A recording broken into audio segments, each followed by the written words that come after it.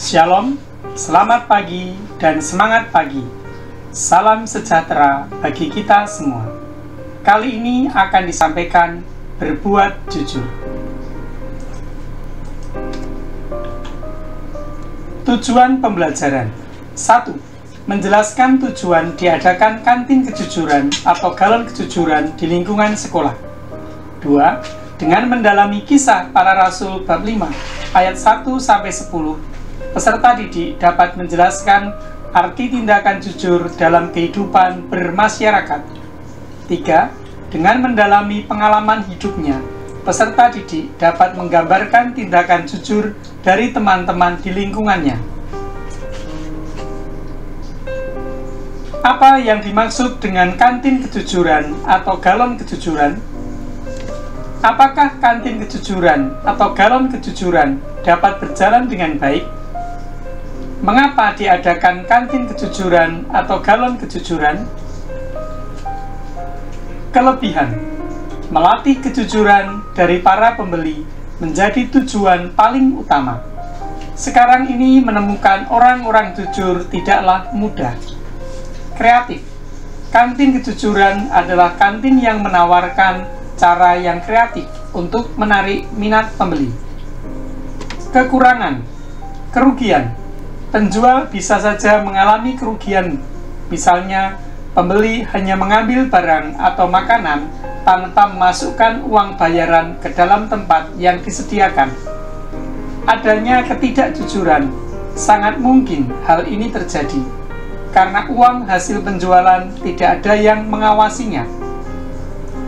Kisah para Rasul bab 5 ayat 1-10. Ananias dan Safira. Ada seorang lain yang bernama Ananias. Ia beserta istrinya Safira menjual sebidang tanah. Dengan setahu istrinya, ia menahan sebagian dari hasil penjualan itu dan sebagian lain dibawa dan diletakkannya di depan kaki rasul-rasul. Tetapi Petrus berkata, "Ananias, mengapa hatimu dikuasai iblis, sehingga engkau mendustai Roh Kudus dan menahan sebagian dari hasil penjualan tanah itu? Selama tanah itu tidak dijual, bukankah itu tetap kepunyaanmu? Dan setelah dijual, bukankah hasilnya itu tetap dalam kuasamu? Mengapa engkau merencanakan perbuatan itu dalam hatimu? Engkau bukan mendustai manusia, tetapi mendustai Allah." Ketika mendengar perkataan itu, rebahlah Ananias dan putuslah nyawanya. Maka sangatlah ketakutan semua orang yang mendengar hal itu. Lalu datanglah beberapa orang muda. Mereka mengapani mayat itu, mengusungnya keluar dan pergi menguburnya.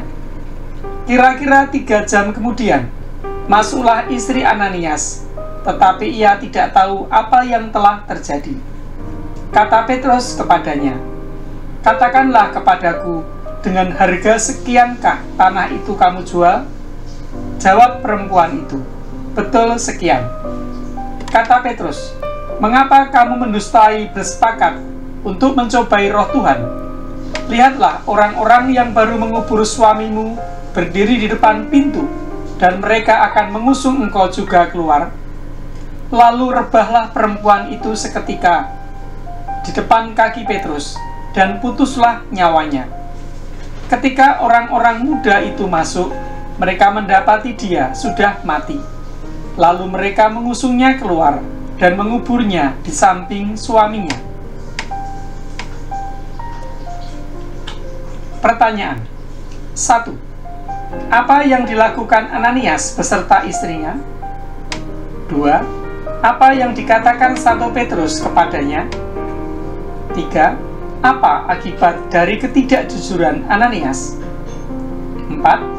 Pesan apa yang dapat diambil dari kisah para rasul bab 5 ayat 1-10 bagi kita saat ini? Penegasan 1. Dalam kisah para rasul tersebut, tampak akibat dari orang tidak jujur adalah kematian. Demikianlah juga dalam masyarakat kita.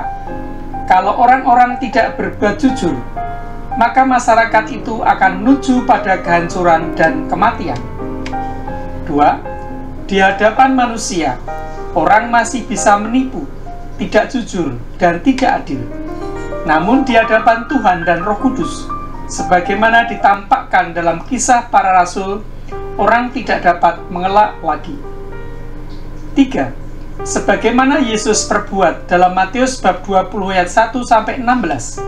Sebagai murid Yesus, kita diharapkan untuk tidak hanya berbuat adil, melainkan murah hati. 4. Tetapi Petrus berkata, "Ananias, mengapa hatimu dikuasai iblis, sehingga engkau mendustai Roh Kudus dan menahan sebagian dari hasil penjualan tanah itu? Selama tanah itu tidak dijual, bukankah itu tetap kepunyaanmu? Dan setelah dijual, bukankah hasilnya itu tetap dalam kuasamu? Mengapa engkau merencanakan perbuatan itu dalam hatimu? Engkau bukan mendustai manusia, tetapi mendustai Allah." Refleksi. Apakah selama ini saya sudah berbuat jujur di sekolah? Apakah selama ini saya sudah berbuat jujur di dalam keluarga? Apakah saya sudah bersikap jujur kepada diri sendiri dan orang lain? Sekian dan terima kasih. Tuhan memberkati.